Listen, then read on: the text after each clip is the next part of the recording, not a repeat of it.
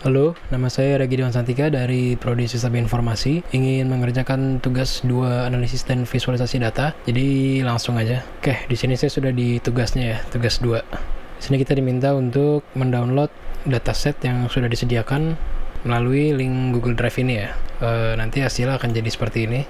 Ini datanya sampai 498. Nanti ketika sudah selesai download, bentuknya akan jadi seperti ini ya, dalam bentuk CSV file ini. Lalu kita diminta untuk menginstal paket berikut jika belum terinstall. Ini ya, kita bisa copy aja, lalu kita install di sini juga bisa. Tadi saya install satu persatu ya, saya belum coba sih kalau langsung barengan seperti ini. Setelah terinstall, kita load paketnya menggunakan fungsi library ini ya. Kita bisa panggil satu persatu atau sekaligus, saya tidak tahu sih kalau sekaligus bisa atau tidak.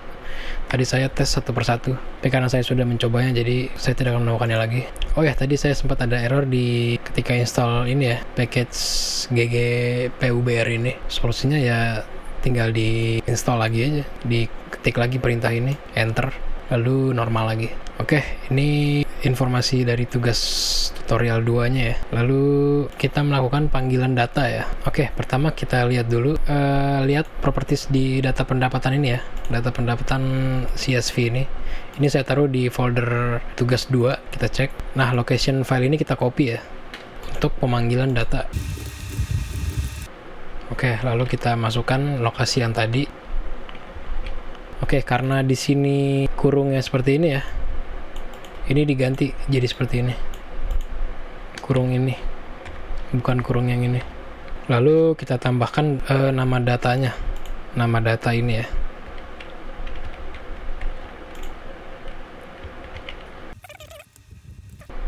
Oke, sudah masuk ya datanya. Ini data yang ada di ini, yang kita download dari Google Drive. Lalu kita lihat datanya. Ya, ini adalah datanya. Ada 498 ya, sesuai dengan yang di Google Drive ini. Oke, setelah itu kita langsung cek di soalnya ya, soal A. Di sini soalnya ada A, B, C, D, E, dan kita diminta untuk menginterpretasikan dari soal A sampai D, dan yang E ini divisualisasikan saja ya.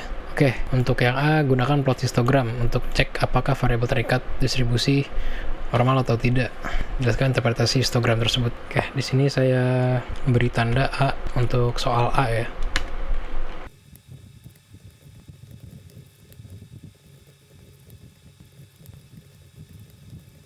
Oke, sudah selesai ya perintah fungsinya. Tinggal kita enter.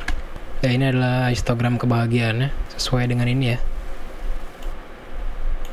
Oke, jadi ini adalah perintah fungsi dari histogram, dan simbol ini menandakan kita mengambil isi dari kebahagiaan ini ya, dari data frame data ini, datanya ini ya semua. Kita mengambil isi dari kebahagiaan ini dari data keseluruhan. Oke, di sini main histogram kebahagiaan ini ya. Lalu X-lab tingkat kebahagiaan ini, semakin besar semakin bahagia. Lalu Y-lab atau Y-lab frekuensi ini ya. Dan call ini color light green warnanya. Border black. Border ini bagian ini ya, bagian garis-garis luarnya warna hitam. Oke, melihat dari sini rata-rata kebahagiaan individu berada pada tingkat 2 dan 5 ya, dari sini sampai sini. Dan puncaknya ada di 4 ini ya. Ini paling tinggi. Dari histogram ini kita bisa melihat bahwa mayoritas responden ini berada pada tingkat kebahagiaan sedang hingga tinggi ya. Sementara itu ada juga yang tingkat kebahagiaan rendah, namun tidak sebanyak yang di kurva tengah ini ya. Ada juga yang paling bahagia, tapi tidak sebanyak yang di tengah ini tingkat kebahagiaannya. Artinya ini seimbang ya. Oke, sepertinya sudah cukup ya soal A ini. Selanjutnya kita yang ke B ya. Oke, untuk yang B gunakan scatter plot untuk cek apakah variabel terikat dan bebas memiliki hubungan linear. Lalu interpretasikan. Oke, jadi langsung aja.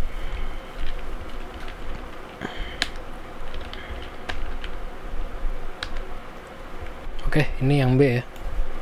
Tadi saya lupa mengganti kameranya.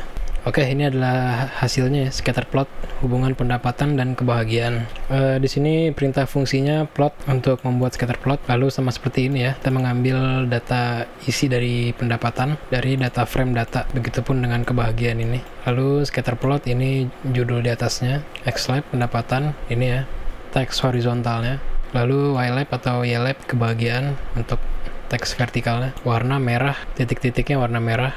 Lalu PCH plot karakter 19, ini bentuknya seperti ini ya, 19 seperti lingkaran ini. AB line ini untuk menambahkan garis ini ya, yang dari ini kiri bawah ke kiri atas.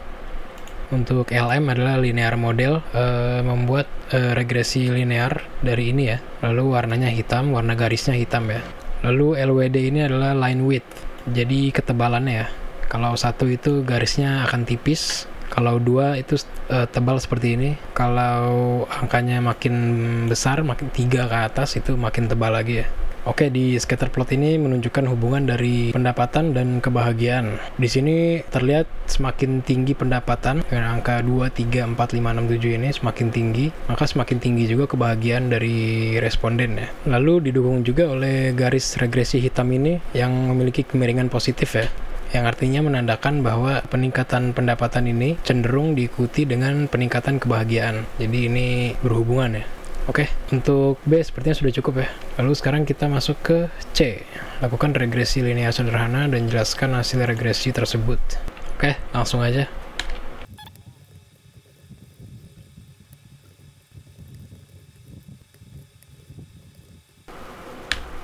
Oke, ini adalah hasilnya ya. Untuk yang C, regresi linear sederhana. Ini adalah perintahnya.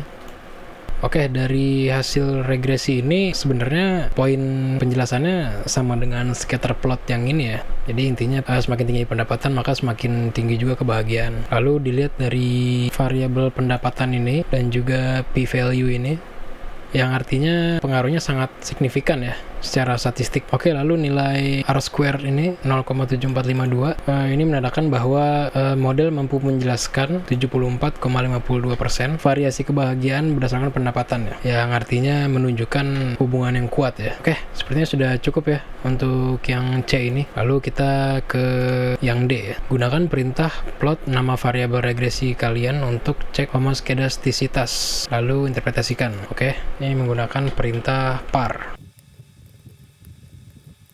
Oke, sudah selesai ya, tinggal kita enter. Ya, ini adalah hasilnya ya. Oke, jadi par ini digunakan untuk mengatur tampilan parameter grafik ya. Lalu mfrow ini digunakan untuk menentukan jumlah panel dalam satu plot. Karena di sini angkanya adalah 2,2, maka jumlah panelnya adalah 4 ya. Karena 2 ini 2 baris dan 2 kolom. Oke, berdasarkan grafik residuals versus fitted ini dan scale location, pola sebarannya terlihat menyebar acak ya, menyebar secara acak. Di sini terlihat ke arah horizontal tapi tidak menentukan bentuk tertentu ya, seperti mengerucut atau melebar. Itu artinya menunjukkan bahwa residuals cenderung konstan, sehingga asumsi homoskedastisitas ini terpenuhi ya, dan model regresi ini tidak menunjukkan adanya masalah heteroskedastisitas ya, sehingga hasil estimasi model dikatakan reliable untuk digunakan dalam analisis. Oke, sepertinya sudah cukup ya untuk saya lupa nandain yang D. Yang D ini sudah cukup ya. Selanjutnya kita ke bagian E, visualisasikan hasil regresi menggunakan grafik dengan langkah-langkah berikut. Oke, jadi tandai dulu E.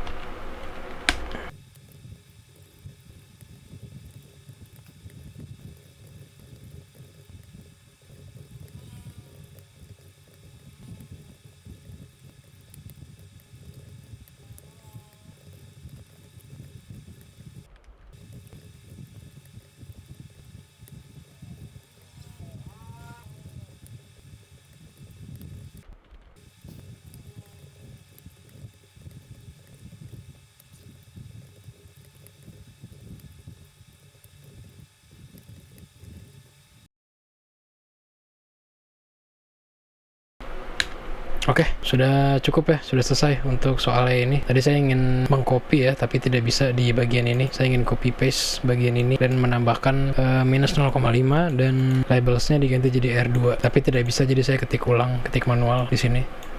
Oke, di sini diminta plot data points pada grafik ya. Ini ya.